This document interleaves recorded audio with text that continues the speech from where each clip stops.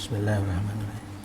Assalamualaikum warahmatullahi wabarakatuh. Waalaikumsalam warahmatullahi wabarakatuh. Innal hamdalillah nahmaduhu wa nasta'inuhu wa nastaghfiruh wa na'udzu billahi min sururi anfusina wa min sayyiati a'malina.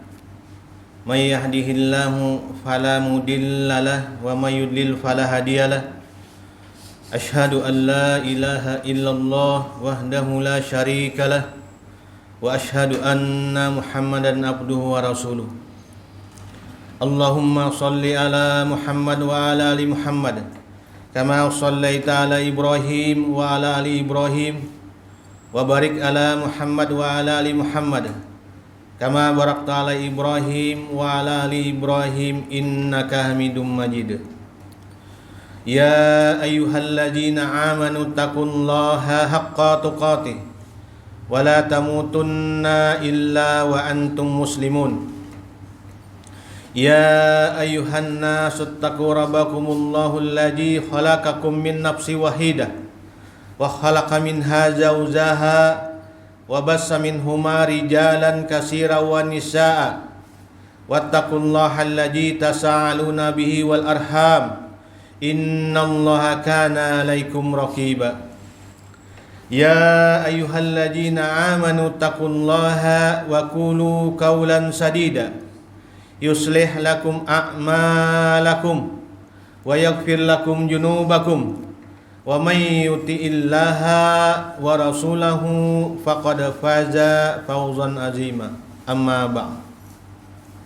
Alhamdulillah, segala puji kepada Allah Subhanahu wa taala yang telah banyak memberi kita berbagai macam nikmat, baik nikmat iman, Islam, hidayah, kesehatan, hingga pada waktu petang ini kita bisa bersama-sama melaksanakan sholat maghrib berjamaah, dan insya Allah nanti akan dilanjutkan sholat isya berjamaah. Dan ini sungguh nikmat yang sungguh besar, karunia Allah Subhanahu wa taala kita bisa berkumpul bersama-sama. Mudah-mudahan kita tergolong orang-orang termasuk yang selalu dapat rahmat oleh Allah Subhanahu wa taala. Dan juga salawat dan salam mudah-mudahan selalu terlimpah dan tercurah kepada junjungan kita Nabi Muhammad sallallahu alaihi wasallam beserta keluarga beliau, sahabat-sahabat beliau, hingga kita umatnya yang selalu bersemangat melaksanakan syariat yang dibawa oleh Nabi Muhammad sallallahu alaihi wasallam. Memasuki bab ke-24 di kitab Riyadhus Shalihin. Di sini Imam An-Nawawi beliau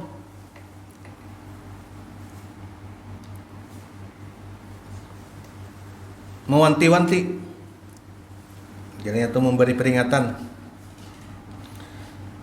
menyampaikan firman Allah Subhanahu wa taala di surah nomor 2, surah Al-Baqarah di ayat 44. Di sini beliau masukkan bab hukuman berat bagi orang yang menyerukan amar ma'ruf nahi mungkar namun dia tidak mengerjakannya.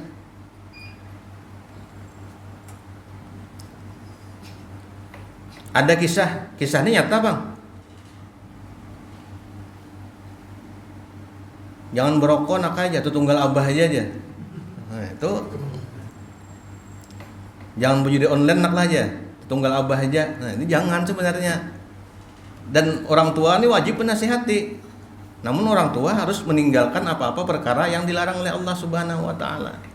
Jangan abah aja, abah terlanjur sudah nak aja, jangan. Harus juga bisa abahnya amar ma'ruf nahi mungkar. Di sini beliau memasukkan ayat ke nomor 44 ini, a'udzubillahi minasyaitonir rajim. Ata'murunan nasa bil birri wa tansawna anfusakum wa antum tatlunal kitab afala ta'qilun. Mengapa kamu menyuruh orang lain mengerjakan kebajikan sedangkan kamu melupakan dirimu sendiri padahal kamu membaca kitab dan tidaklah kamu mengerti. Ini mudah-mudahan kita termasuk orang-orang yang tidak sama seperti ini, insya Allah. Menyuruh anak sembahyang kita, kau mencontohkan sembahyang kan, yaitu menyuruh anak sholat, kau mencontohkan anak sholat. Dan dilanjutkan oleh beliau memasukkan hadis ke nomor 194. Hadis ini diriwayatkan dari sahabat Rasulullah Abu Jaid Usamah bin Jaid bin Harisah. Bismillahirrahmanirrahim. Wan Abi Jaidi Usamah ibni Jaid ibni Harisah radhiyallahu anhu qala sami'tu Rasulullah sallallahu alaihi wasallam yaqul yu'tu bir rajuli yaumal qiyamah fayulqa fin nari fatandaliku aqtabu batni fayaduru biha kama yadurul himaru firraha fayahtami'u ilaihi ahlun nari fayaqulun. Sahabat Rasulullah tadi bertutur beliau, aku pernah Jersidin mendengar Rasulullah sallallahu alaihi wasallam bersabda, kelak Nabi pada hari kiamat ada seseorang yang didatangkannya lantas dilemparkan seseorang itu ke neraka sehingga keluarlah isi perutnya. Jersidin mendengar Nabi bercerita nih, seraya berputar-putar di situ seperti berputarnya keledai di batu penggilingan. Dan kemudian Jersidin para penghuni neraka tadi berkumpul di sekeliling orang tersebut seraya menanyakan, bertakun orang tersebut, ya fulan malaka, hai fulan apa yang terjadi padamu? Menakuni orang nang teburai parutnya tadi. Alam taku ta'muru bil ma'rufi fatanha 'anil munkar. Fayaqulu bala kuntu amuru bil ma'ruf wala atihi wa anha 'anil munkari wa atihi. Hai fulan, apa yang terjadi padamu? Bukankah dahulu saat masih hidup di dunia kamu menyuruh berbuat ma'ruf dan mencegah dari perbuatan munkar? Bujur aja tuh. Wal takum minkum ummatu yad'una ilal khair wa ya'muruna bil ma'ruf wa yanhauna 'anil munkar. Itu bujur ayatnya. Hendaklah ajar Allah ada segolongan di antara kita nih, di antara kita nang menyuruh berbuat kepada kebajikan, menyuruh berbuat baik, dan menasihati manusia ajar Allah untuk tidak berbuat mungkar, berbuat nang ada baik. Ada, harus ada di antara kita nih.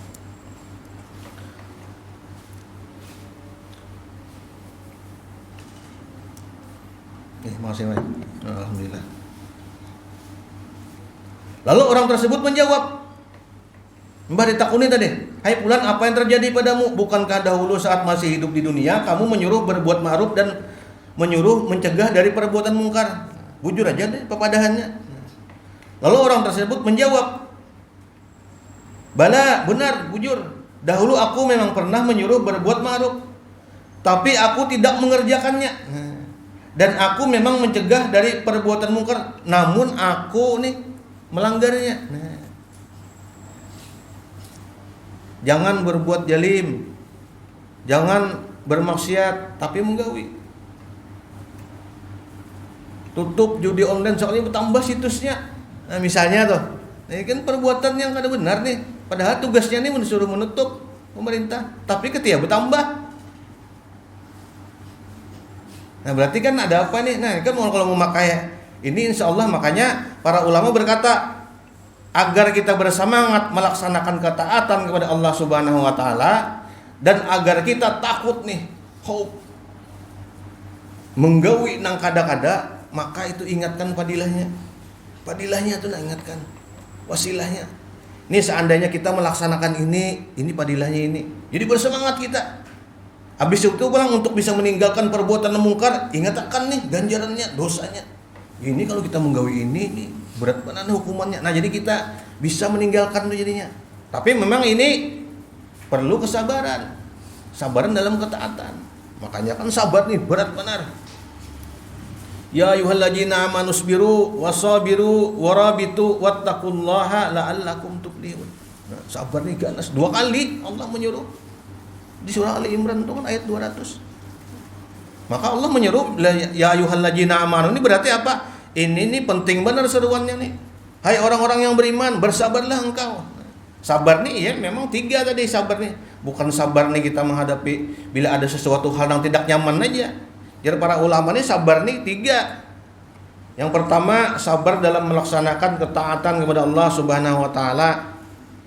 Yang kedua, sabar apabila ditimpa hal-hal yang tidak nyaman. Nah, hajilah hal musibah misalnya kayak saudara kita yang di Sumatera, di Aceh ini kan hal itu bisa kan hal yang ada nyaman nih, itu harus sabar. Memang sabar. Nyaman aja kan menyambat ya, memang itu kan kalau kita tahu padilahnya insya Allah kita bisa melaksanakan tadi. Yang ketiga tadi, nah ini yang ketiga, sabar untuk tidak bermaksiat kepada Allah Subhanahu wa taala. Dan ini nih perlu nih kita tahu rumusnya. Memang berat, tapi yang mau tahu rumusnya ini kita tahu padilahnya, ganjarannya bersabar ini kan. Metode bersabar, cara bersabar kayak apa caranya? Allah sudah memadakan caranya. Salah satu caranya ialah wasta'inu bis-sabri was-shalah wa innaha lakabiratun illa 'alal khashiyin. Salah satu cara kita supaya bisa sabar, istiqomah dalam ketaatan tuh dicangkali sembahyang. Ini Allah yang berkata. Tapi memang ya Allah, wa innahu lakabiratun illa 'alal khashiyin. Ini memang berat kecuali bagi orang-orang yang khusyuk khashiyin. Jadi para ulama di tafsir Ibnu Katsir yang orang khusyuk khashiyin ini ialah orang yang istiqomah. Istiqomah. Dan istiqomah ini caranya, nah salah satu caranya kita ya berkawan dengan orang-orang yang melaksanakan ketaatan. Semoga termasuk kita di sini nih. Nah, rindu keganangan lawan kawan, ulungin keganangan lawan padia keganangan kadang kita kan bertamu-tamu kawan. Karena Nabi yang berkata sesungguhnya ya Rasulullah nih, roh-roh itu seperti pasukan. Nah bayangkan, kayak pasukan soalnya kita nih. Bila ada sesirkel, ini berjauh. Nabi yang memadakan. Roh-roh itu seperti pasukan dan dia akan mencari orang-orang yang sama di pasukannya. Nabi yang berkata, jiwa kita nih mencari ketentraman untuk dekat sama-sama orang nang nih. Saliting aja lah. Amun kawannya bebuhan nang pina camuhnya, ini memang itu karena jiwanya mengarah ke situ juga. Kalau kawan ketujuh ke musola, kelanggar, insya Allah kita akan nih menggiring. Karena Nabi yang berkata, sesungguhnya roh-roh itu seperti pasukannya Rasulullah. Dia akan mencari pasukannya di mana dia tempat berada. Ini aku kompi berapa, nah kompi. Ini roh kita yang mencari. Jadi memang dari hadis-hadis lain Nabi sudah berkata juga banyak tentang disuruh berkawan tuh dengan orang-orang yang sejiwa.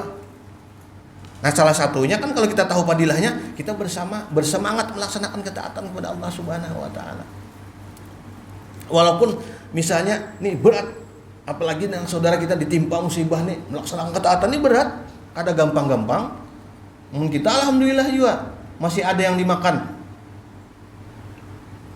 Belum ada mendengar berita tuh sampai berapa semingguan tuh yang daerah yang agak yang terpencil, terisolasi itu akses tuh ada awat lagi semingguan tuh ada kabarnya lagi, orang yang dari luar tuh ada tahu lagi. Mau bayangkan itu kan Allah tuh menguji itu berat.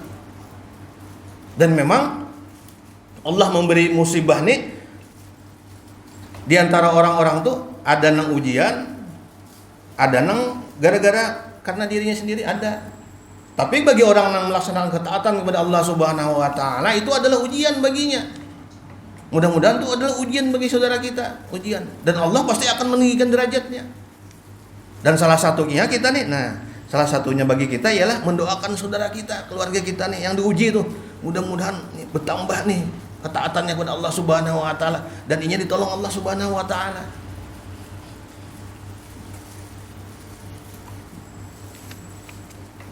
Nah, jadi menyambung di sini tadi, orang tadi menjawab karena dia tidak melaksanakannya apa-apa yang telah disampaikannya. Sedangkan Nabi sudah berkata. Nah, ini salah satunya ini diwanti-wanti oleh kita. Ya Rasulullah, aku telah tinggalkan 2 perkara. Ini Nabi yang berkata, aku telah tinggalkan 2 perkara, ya Rasulullah. apabila dua perkara tadi engkau pakai, engkau laksanakan, engkau terapkan dalam kehidupan sehari-hari, niscaya engkau akan selamat. Lalu sahabat bertakun lawan Nabi, dua perkara tadi apa wahai Rasulullah? Dua perkara tadi apa? Kitabullah wa sunnahi Rasulullah sallallahu alaihi wasallam. Dan ini sesuai dengan Quran. Nah, ini mau kita bersemangat melaksanakan dua perkara tadi, insya Allah nih jalan rel hidup kita nih bukan termasuk orang ini tadi nang menyuruh menyampaikan amanah,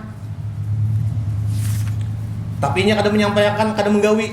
Nah, bukan, mudah-mudahan kita tergolong yang tidak termasuk di sini. Karena apa? Karena kita memakai apa-apa aja Rasulullah tadi. Nang akan selamat orang ini bila mengamalkan dua perkara tadi. Dan Allah sudah mengatakan juga di surah Al-Baqarah, hudal lil muttaqin. Nah, petunjuk ini Al-Qur'an ini petunjuk bagi orang-orang yang bertakwa. Petunjuk. Jangan disimpan di rak piring aja, rak buku aja ya. Dibuka, dibaca hari-hari kita kan nih. Walaupun paling kada ya beberapa bacaan lah. Yang penting kan kalau kita istiqomah melaksanakan ketaatan ini, makanya Nabi berkata, barang siapa yang hari ini melaksanakan kebaikan ya Rasulullah nih, hari ini kita menggawe kebaikan nih, maka besok hari, esoknya Allah akan membukakan hati kita untuk melaksanakan kebaikan selanjutnya. Nah, itu Allah yang membukakan. Tapi rumusnya tadi, pertama-tama ya tadi kita bermujahadah, bersungguh-sungguh. Sungguh-sungguh ini banyak caranya. Ya salah satu caranya tadi bakawan lawan orang-orang yang melaksanakan ketaatan kepada Allah Subhanahu wa taala. Ada kawan yang ketujuh kelanggar, dikawan nih. Itu apa? Jadi penyemangat bagi kita. Jadi penyemangat. Nah, ulun minum dulu lah, minum. Bismillahirrahmanirrahim. Bismillah.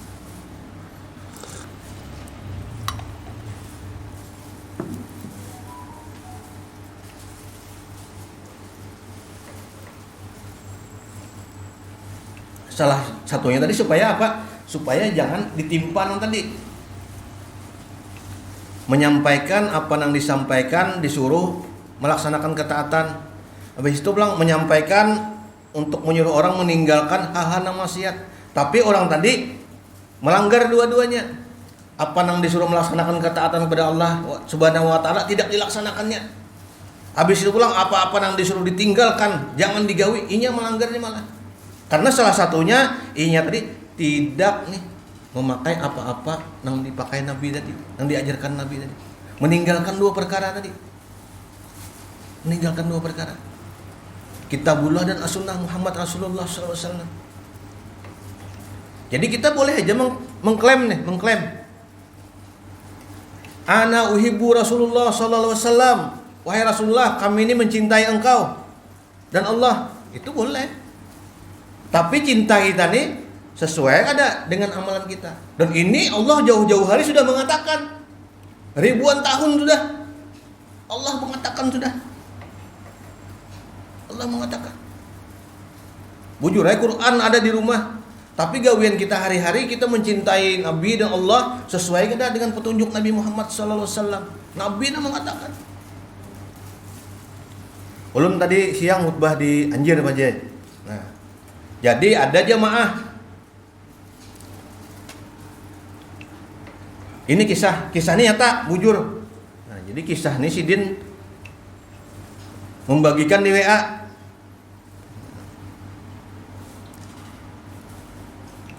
Di WA membagikan. Jadi ujar si Din, musibah ini datang kebanyakan tanggal 26. Tanggal 26. Ini ada kan. Banyak sih menceritakan. Jadi berunding kami ini kita nih berunding. Di WA. Nah, jadi Pak, dengan musibah ini Jasidin bagus saja mengatakan, bagus. Hendaklah kita nih lebih meningkatkan ketakwaan kepada Allah Subhanahu wa taala nih supaya Allah nih memberi rahmat lawan kita. Kita jangan melaksanakan maksiat. Cuma poinnya tadi yang bermasalah tadi mempercayai tanggal tadi. Nah, itu kan termasuk salah satu nang diwanti-wanti oleh Nabi Muhammad SAW. Termasuk kita mempercayai sesuatu yang bisa menimbulkan mudarat dan sesuatu yang bisa mendatangkan manfaat. Yang tidak ada dalilnya dalam syariat. Nah, namun ada dalilnya bisa, boleh. Yang mendatangkan manfaat misalnya Nabi misalnya telah Nabi menyemangati kita. Hendaklah ya Nabi engkau cangkali datang subuh, bangun subuh misalnya. Rak'ataini fajri khairum minad dunya wa ma fiha misalnya nih. Ya Nabi, barang siapa yang menggawi sembahyang 2 rakaat subuh, maka itu padilahnya lebih baik daripada dunia dan isinya. Nah, itu kan padilahnya. Jadi bersemangat kita nih melaksanakan ketaatan kepada Allah Subhanahu wa taala.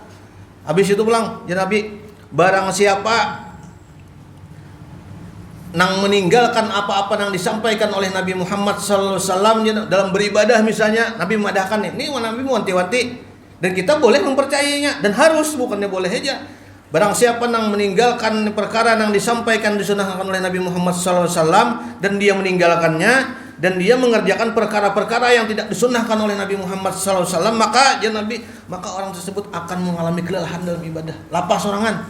Nah, ini kan kita harus mempercayai. Ada ini tadi Sidin tadi menyampaikan bahwa tanggal 26 ini harus dipercaya bahwa tanggal 26 ini bisa berbahaya, menimbulkan mudarat bagi kita. Nah, itu bujur aja sebenarnya. Kalau ada termasuk tanggal misalnya apabila kita misalnya nih tidak melaksanakan ketaatan kepada Allah Subhanahu wa taala, maka mungkin Allah akan memberikan ajab kepada kita. Nah, itu kan masuk akal. Ada ini tidak ada dalam syariat. Ini berarti termasuk tatayur. Dan Nabi sudah mewanti-wanti. Janganlah engkau ya Nabi tatayur nih. Mempercayai sesuatu bisa menimbulkan mudarat dan mempercayai sesuatu bisa menimbulkan manfaat. Yang tidak ada arahan dalam syariat. Nah, ini kan bisa termasuk dalam surah Luqman ayat 34. Hanya Allah yang mengetahui besok kita mati di mana. Allah yang tahu. Apa nang dalam rahim Allah nang tahu. Nang zaman ini USG itu mengetahui benaham nang sudah jadinya kada tahu kita kawaka aku hendak anak bini anak lainnya dak kawa. Itu Allah nang memberi. Ini surah Luqman ayat 34 ayat terakhir. Allah sudah mewanti-wanti. Kalau kita bodoh mengetahui berarti kita mengetahui perkara-perkara yang gaib lah.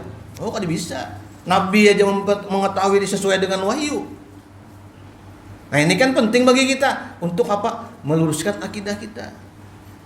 Padahal itu perkara-perkara kecil aja tuh, gara-gara tanggal aja. Tapi itu bisa meluruskan akidah. Apalagi mempercayai hal-hal yang tidak dapat manfaatnya. Meminta kepada sesuatu, kepada hal-hal yang tidak disunahkan oleh Nabi Muhammad SAW, kita memohon kepada sesuatu. Meminta kepada pohon. Sampai-sampai lu mendengar kisah apa nih lah? Kisah kaum di Anjir. Jadi daerah situ ada di Palaberapa, ada kuburan tuh panjangnya tuh berpuluh-puluh meter. Berpuluh-puluh meter.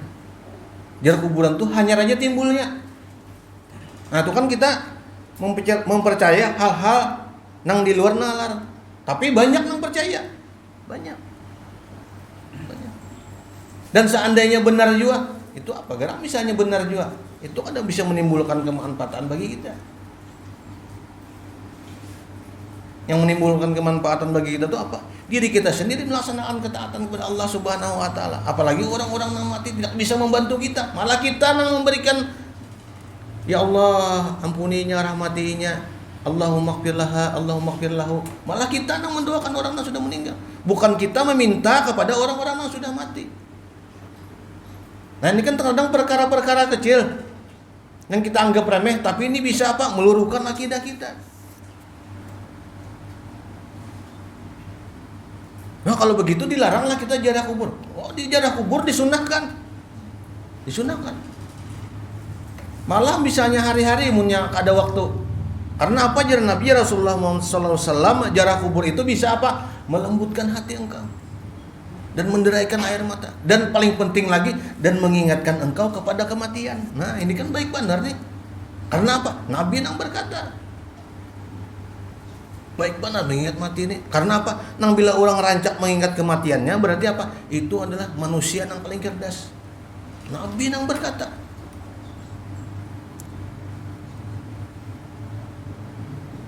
Secerdas-cerdas manusia ya Nabi ialah orang yang selalu mengingat kematian, yang mempersiapkan kematiannya. Itu berarti orang cerdas. Nah, salah satu metodenya untuk mengingat kematian rancak itu ziarah kubur. Jadi ziarah kubur ini disunahkan oleh Nabi Muhammad SAW. Tapi metodenya jangan menyalahi syariat. Nah, itu maksudnya ini. Ini tadi yang dicontohkan Nabi tadi waktu sahabat datang, wahai Rasulullah, uhibbu ana ya Rasulullah. Ini ulun ini mencintai engkau dan Allah. Lalu turun ayat di surah Ali Imran kan 31. Qul in kuntum tuhibbunallah. Nah, ini turun. Kalau engkau benar-benar ya Allah mencintai aku nih dan Rasulnya, fattabi'uni. Umpati Nabi Muhammad. Nah, umpati.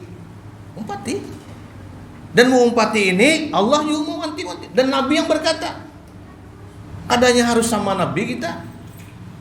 Nabi terkadang tuh sholat tahajud tuh bisa sekali berdiri tuh Al-Baqarah tamat sudah. Nah, itu kan Nabi. Tapi kita Nabi mengatakan kepada umatnya, nah, fattaqullaha mastata'tum. Nah, wajilah bertakwalah semampu engkau, semampu kita aja. Nabi kada menyuruh nang bermalaman juga sembahyang. Fattaqullah. Tapi Nabi pulang di hadis selanjutnya menyuruh kita pulang. Ittaqullaha haitsuma kunta. Bertakwalah di mana engkau saja berada, di mana aja bertakwa terus. Makanya setiap hari, setiap khutbah tuh khatib nih mengatakan mulai bahari sudah. Ittaqullah, bertakwalah. Ittaqullah haqqa tuqatih. Bujur-bujur takwa, sebenar-benarnya takwa. Wala tamutunna illa wa antum muslimun. Janganlah sekali-kali engkau mati, meninggal dalam tidak keadaan muslim. Wajib bertakwa nih. Dan Nabi mengatakan semampu kita aja. Maksud semampunya ini kayak ini. Apa-apa yang dilaksanakan nih disuruh, kita mengerjakan semampu kita. Dan apa-apa yang disuruh untuk kita meninggalkan, maka mutlak kita tinggalkan. Nah, itu kan yang benar tuh. Kada kawa sembahyang berjamaah nih. Yang lebih utama berjamaah, sembahyang 5 waktu misalnya. Boleh kita sembahyang sorangan. Tapi sedikit ganjarannya. Nah, ini maksudnya dikit. Mau kita hendak banyak, datangi berjamaah. Nah, itu kan semampu kita jadinya. Itu mudah beragama nih, mudah benar. Mudah. Dan ini akan menjadi penyemangat bagi kita. Nah, karena kita tahu padilahnya, misalnya kan sahur-sahurnya datangi berjamaah. Misalnya tuh. Begitu apalagi mendengar hadis pulang. Sebaik-baik gawian apa? Sebaik-baik pekerjaan apa? As-salati ala waktiha. Sembahyang pada waktunya. Berarti bersemangat kita nih. Melaksanakan sembahyang nih pada waktunya. Jurang tuh on time. Nah, on time. On time ini salah satunya supaya bersemangat kita melaksanakan sembahyang secara berjamaah. Tapi kalau kada sanggup juga, ada gawian, hauran di kantor, laksanakan sendiri itu boleh. Boleh. Tapi karena kita tahu padilahnya, berjamaah lebih banyak, kita kau melaksanakan. Bersemangat jadinya. Nah, itu maksudnya fattaqullaha mastata'tum, bertakwa semampu engkau. Di situ maksudnya bukan meninggalkan sembahyang. Haur nak sembahyang ya. Ini riget baju aja. Ada kawan nih. Tadi gawian menukang keluarga nih. Nah, jadi jersidin. Ini riget baju kena aja nih. Allah tahu aja. Nah, itu kan malam-malam kan jadi ada sembahyang aja. Allah tahu aja ya. Karena apa? Bekerjanya mencari nafkah di ibadah juga. Bujur sahutannya tuh bujur. Tapi itu meninggalkan syariat yang lain yang diwajibkan as-salat. Salat ini kan sebaik-baik perkara yang disuruh Allah Subhanahu wa taala, maulah ditinggalkan. Sembahyang ini wajib digawi. Kada kau umpet berjamaah misalnya haur dalam pekerjaan, sembahyang sorangan kan. Nah, maksudnya itu yang disebut fattaqullaha mastata'tum. Nah, ini bahayanya ini. Karena menafsirkan sorangan. Bertakwalah semampu engkau. Yang semampu aku ini kayak itu ada aku sudah beribadah juga begawinya. Nah. Tapi alhamdulillah wih ini rajin nih sini sembahyang. 5 waktu ini sembahyang terus. Nah, alhamdulillah. Contoh aja, contoh.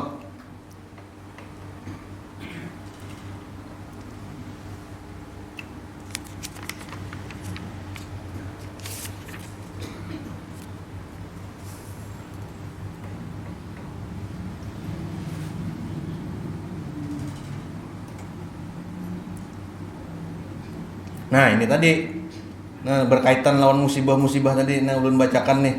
Sebenarnya banyak. Jar para ulama nih beberapa sebab turunnya musibah. Nah, turunnya musibah beberapa sebab. Yang pertama, hadis Nabi Muhammad SAW diriwayatkan oleh Bukhari. Jar Nabi Muhammad SAW, sesungguhnya Allah tidak akan menghukum suatu kaum kecuali mereka telah melaksanakan kemaksiatan. Nah, salah satunya. Yang kedua, jar para ulama ialah di surah Ar-Rum ayat 41. Zaharal fasadu fil barra wal bahri bima kasabat aydin nas liyujziqahum ba'dallazi amilu la'allahum yarji'un. Dan telah tampak kerusakan di darat dan di laut disebabkan karena perbuatan tangan manusia. Nah, supaya Allah merasakan kepada mereka sebagian akibat perbuatan mereka agar mereka kembali kepada jalan Allah. Ini salah satunya. Gara-gara nang melaksanakan kerusakan segelintir orang, keempat yang lain. Salah satunya timbul musibah. Jadi yang lainnya keempat musibah. Gara-gara ini tadi orang nang melakukan kerusakan. Gara-gara pembalakan liar tadi. Ini ujar di anu Jopang. Lawan nang pembalakan liar main bedom berduaan. Ya apa kisahnya? Itu kan terlalu benar sih. Jangan mendekat barang, mun kita tahu ini kriminal gitu nah. Ini malah bedom berduaan lagi apa? Itu kan terlalu tuh menyakiti rakyat tuh nah, terlalu benar.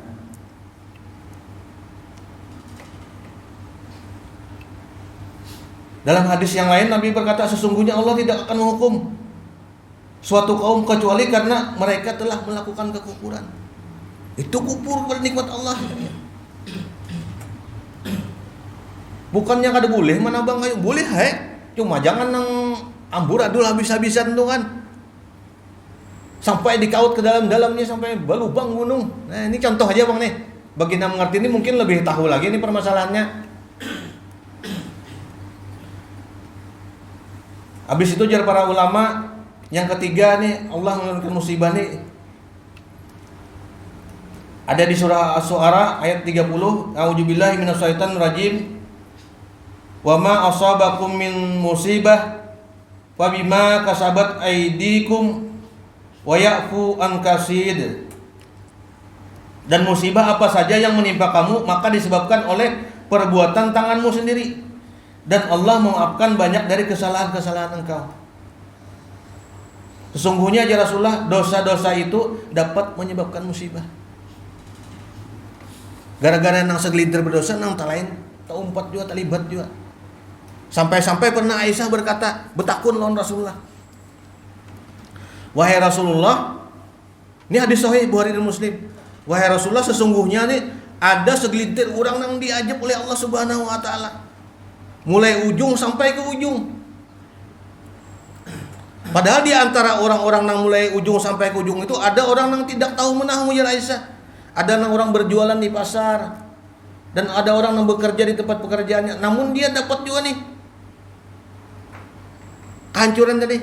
Nah, jadi Nabi mengatakan, sesungguhnya aja Rasulullah orang itu dimatikan nih sesuai dengan kehidupannya, dan Allah dibangkitkan nanti sesuai dengan apa pekerjaan sebelumnya. Nah, jadi insya Allah orang-orang yang tidak melaksanakan maksiat walaupun itu diberi Allah ujian cobaan, keempat juga terlibat juga, ini kada mendapat dosanya.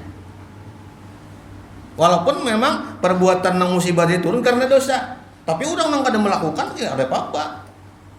Malah Allah mengatakan, Nabi kan mengatakan salah satu hadis kan, orang-orang yang meninggal tenggelam itu salah satunya orang itu mati syahid. Salah satunya.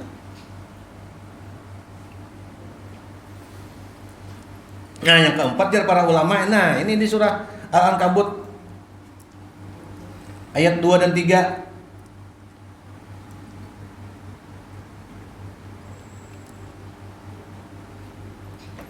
Ahasiban nasu ay yasraqa ayyaqulu amanna wa hum la yubtanun walaqad fatannal ladzina min qablihim fala ya'lamanallahu alladzi shadaq wa la ya'lamanallahu al-kadhibin.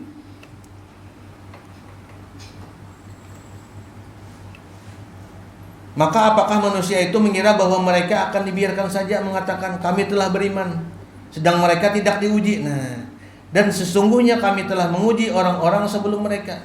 Maka sesungguhnya Allah mengetahui orang-orang yang benar dan sesungguhnya Dia mengetahui orang-orang yang dusta. Nah, memang ini adalah ujian. Bisa saja musibah itu ujian. Allah menguji kita. Salah satunya di Rasulullah SAW. Sesungguhnya Allah tuh kadang menguji kita dengan dosa-dosa yang telah kita lakukan. Berdosa kita nih. Untuk Allah mengampuni dosa kita tadi nih, Allah memberikan musibah untuk membersihkan dosa-dosa kita. Bagi orang yang beriman, kan pasti kita berdosa semuanya. Pasti ada. Makanya aja Rasulullah sesungguhnya nih aku nih Nabi Muhammad tuh setiap hari ini selalu mengucapkan istighfar minimal 70 kali. Hatta dalam sampai ada hadis yang lain sahabat bertanya, aku pernah menghitung Nabi Muhammad SAW satu majelis sekali duduk nih nah beristighfar 70 kali. Nah, bayangkan, berarti ratusan kali sehari. Saking pentingnya kita beristighfar nih. Mohon ampun kepada Allah Subhanahu wa taala. Yang kelima, jar para ulama, Allah memberikan musibah kita nih, bisa aja itu musibah tuh peringatan bagi kita. Nah, peringatan. Peringatan ini terkadang memang karena diri kita. Jadi Allah memberi peringatan kepada kita. Sesungguhnya aja Nabi Allah memberi peringatan kepada hambanya dengan musibah agar mereka kembali kepadanya. Kadang dalam mencari pekerjaan ini kita bisa kali ingat lagi yang ada diberi peringatan. Makanya Nabi pernah berkata, ya Nabi nih, 4 perkara, apabila 4 perkara ini dilaksanakan bagi seorang pekerja, semuaan kita nih, maka orang tersebut dalam kebaikan setiap saat, akan beruntung terus. Beruntung terus. Yang pertama ya Rasulullah, orang tuh bersifat jujur. 4 perkara nih, pasti untung kita. Berdagang kita Pak Haji Masrullah, mudah-mudahan termasuk kita nih. Atau di kantor kah, apa dan di mana kah. Pokoknya bilanya 4 perkara ini Nabi Ika melaksanakan, maka engkau pasti beruntung. Yang pertama, engkau bersifat jujur. Jujur. Jangan misalnya tulisannya 5.000 sekilo. Misalnya tuh, sekali diparaki didatangi 5.000 yang ini Pak ya, yang ini 10.000 aja. Nah, itu kan meninggalkan kejujuran, dan ini fakta terjadi. Memang disampaikan, tapi itu gharar. Dalam agama itu gharar ini menghilangkan keberkahan. Halal jual belinya halal, tapi itu gharar, ada yang disembunyikan. Seharusnya supaya tidak ada gharar, tulis sih nang teburuk 5.000, nang bersih 10.000, karena apa jadi masalah. Jadi orang singgah tuh tidak ada keraguan jadinya, tidak ada yang disembunyikan. Nah, ini kan contoh nih. Padahal sebenarnya itu semangat ini melaksanakan menulis ini bagus banget tulisannya nah, supaya payu. Itu benar sebenarnya. Cuma meninggalkan gharar tadi karena apa? Tidak mengetahui agama tadi. Dan itu hilang keberkahannya. Dan orang singgah misalnya, dikisahkannya ini 5.000 dong ini Pak ya. Ini 10 ya. Nukare orang akhirnya 10, tapi hati dengan apa? Nah, ada kesangkalan. Dan itu jadinya meninggalkan 2 perkara. Sedangkan melihat 2 perkara ini kada termasuk di Nabi ini, gharar dan hiyar. Hiyar ini katanya kesepakatan, keikhlasan. Kada ikhlas hati kita jadinya, gara-gara gharar tadi ada yang disembunyikan. Dan ini keberkahan hilang jadinya. Nah, ini kan mun kita paham, kita bisa ingat jadinya. Oh, ini berarti ini syariat agama ini kada kayak ini cara berdagang. Nah, itu kan paham jadinya. Kita bisa meninggalkan yang gharar tadi. Kalau yang kita memikirkan asal payu aja, ada apa-apa. Bisa orang singgahnya, aku jelaskan aja, aku kisahkan sudah. Ini 10.000, nah ini, nah 5.000, nah ini. Tapi pada awalnya kadang menulis sih, harusnya ditulis sih dua-duanya. Jadi orang kan anak singgah, ada apa-apa. Kalau ini orang melihat 5.000 bagus-bagus nih, singgah aja orang. Sekalinya ini 5.000 nih Pak ya, nang hirang-hirang membuduk nih ya. Dikisahkan cuma sudah tersinggah orang, dan itu adalah sesuatu yang disembunyikan asalnya, dan itu berarti gharar. Nah ini keberkahannya hilang. Nah ini kan kalau kita tahu mengerti, insya Allah kita kan kadwani menggawin kayak ini. Nah itulah pentingnya kita berkawan kan, akhirnya tahu mendengar kisah. Yang kedua aja Rasulullah nih, kita nih harus jangan sampai meninggalkan sifat amanah. Nah ini amanah di kantor misalnya nih, di kantor tugas ini kan, cuma gara-gara tanda tangannya gancang misalnya nih, gara-gara anu tadi banyak anuannya, paksa tanda tangannya nih. Misalnya tuh, nih izin sudah hutan gundul sudah, tapi masih jadi beri izin lagi, kada sesuai amat misalnya tuh. Karena apa? Karena ini kada mengerti tadi bahwa pasti beruntung. Yang lain ambil aja. Aku ini rugi kada ambil misalnya. Cuma mun kita ingat 4 perkara tadi Nabi pasti beruntung nih karena ini ada aja karena ganjaran. Nah, kita bersemangat jadinya kita melaksanakan ketaatan, tahu padilahnya. Yang ketiga aja Rasulullah nih, jangan sampai mengambil yang kada halal, yang haram. Jangan perkara ini bujur Bang nih. Ini pepatah aja badan lah. Mencari yang haram yang alih ya, apalagi yang halal ya. Bapak ini pepatah ininya memang kan situasi ekonomi ini benar. Tapi kan kalau kita ingat perkara tadi bahwa seseorang yang bisa nih menanamkan di hatinya sifat 4 perkara tadi, maka setiap kehidupannya, perdagangannya tidak akan merugi. Ingat ini jangan sampai mengambil yang haramnya aku nih pasti beruntung. Yang keempat ya Rasulullah ialah dalam setiap kehidupan interaksi kita jangan sampai meninggalkan akhlak yang mulia. Nah, akhlak mulia ini penting. Dan ini memang terjadi di pasar-pasar. Ini contoh aja Bang, misalnya di pasar jalan kan banyak kan baju singgah orang aja, kalau berapa harganya ya misalnya 150 ya. Jangan pedagang nih. Jadi terkadang juga nang pembeli ini menawar juga kan wajar itu tahu menawar, cuma menawar kejauhan misalnya pasarannya kan 100 misalnya nih contoh, awak kali 50 ya. Jadi karena emosi kan nang pedagang nih cari aja sebanjaran ke dada ya. Nah itu kan pada meninggalkan akhlak yang mulia, meninggalkan akhlak mulia. Sebenarnya kalau nya kada kawal sudah nah kada kawal lagi Pak harganya kada masuk lagi lawan modal sudah kada apa-apa jadi masalah. Tetapi kita tetap dalam real akhlak yang mulia. Karena ini penting, amun kada tahu rumusnya kita bisa tersauti. Jangan sampai meninggalkan akhlak mulia. Ya, tetukarnya kada sampai ini sudah kalimat sudah nang kada baik. Makanya aja Rasulullah nih apa perkara apa yang paling banyak menyebabkan orang masuk ke surga dan perkara apa yang paling banyak membuat orang masuk ke neraka.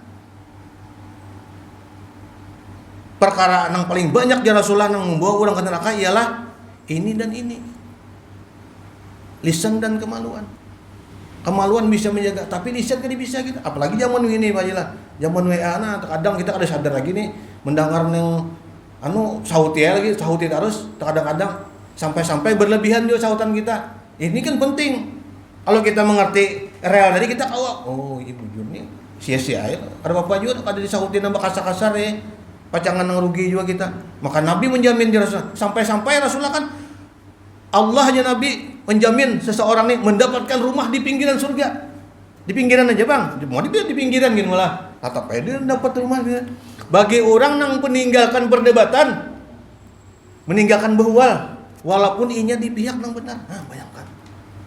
Ini kan mau tahu rumusnya kita, walaupun ini berat, memang bujur aja. Yang mana aja menyambat jaya ulun gitu. Karena kita tahu padilahnya, jadi kita paling kada misalnya tersauti astagfirullahaladzim nih, ini ganal mana padilahnya nih. Kau lebih ingat jadinya kita amun yang kada tahu ranjah terus, wah iya juga aja. Sampai-sampai kan ada pepatah. Malah di kantor-kantor, aja ulun baca di Banjarbaru tuh. Anda sopan kami segan ya. Itu padahal kada layak. Jangan mengharap orang sopan kita segan tuh. Kita berdua lu bahalak nang mulia juga. Amun Anda kada sopan kami ranjah harus. Itu jangan. Dan ini memang ini berat, makanya kan sabar tadi dalam melaksanakan ketaatan nih berat. Selain sabar bila tertimpa musibah, atau sabar untuk tidak bermaksiat kepada Allah Subhanahu wa taala. Tapi ini padilahnya kita nih saling ingat-ingatakan. Saling ingat-ingatakan. Tahu padilahnya. Nah, makanya jar para ulama ini dipakai terus nih. Supaya kita bersemangat melaksanakan ketaatan kepada Allah Subhanahu wa taala, ingatkan nih ganjarannya apabila kita berbuat baik. Habis itu ingatkan wanti-wanti bila kita bermaksiat, apa ganjarannya. Nah, itu insya Allah kita bersemangat terus melaksanakan ketaatan. Nah, mudah-mudahan nih hadis yang sebuting dua puting, ayat sebuting dua puting nih kita nih bermanfaat bagi kita. Dan mudah-mudahan termasuk kita nih orang yang duduk di majelis yang dirahmati Allah Subhanahu wa taala. Nabi yang berkata, bila yang duduk nih di majelis nih, maka Allah nih ampuni dia, rahmati dia. Nah, mudah-mudahan termasuk ini kita orang yang dirahmati Allah diampuni. Mudah-mudahan nih termasuk kita. Kita tutup dengan doa kafaratul majelis. Subhanakallahumma wa bihamdika asyhadu an la ilaha illa anta astaghfiruka wa atubu ilaik. Wassalamualaikum warahmatullahi wabarakatuh.